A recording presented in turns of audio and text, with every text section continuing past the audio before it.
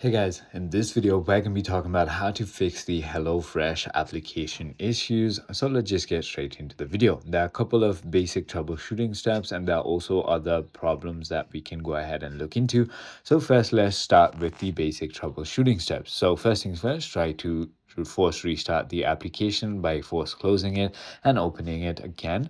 If that also doesn't do the job, simply go ahead and open your App Store or Play Store and simply go ahead and search for HelloFresh to check if it has any updates, because sometimes when there is an update, you will be facing problems. If that is not the case, then try to turn your device off and on again to clear temporary glitches, and also check for the server issues. So if the application is down, there may be nothing to do but wait, as this often indicates server-side issues.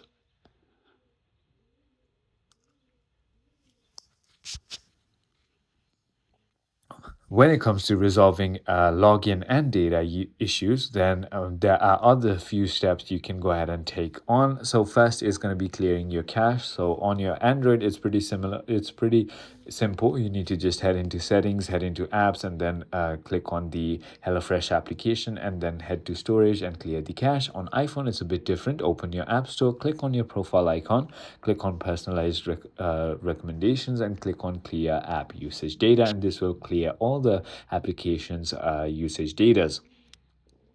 The second is going to be completely uninstalling and reinstalling this application. And third is going to be, if you cannot log in, try resetting your password using a web browser rather than a application. I hope this video clarified everything for you. If you have further more queries, feel free to comment down below and I'll see you on the next one.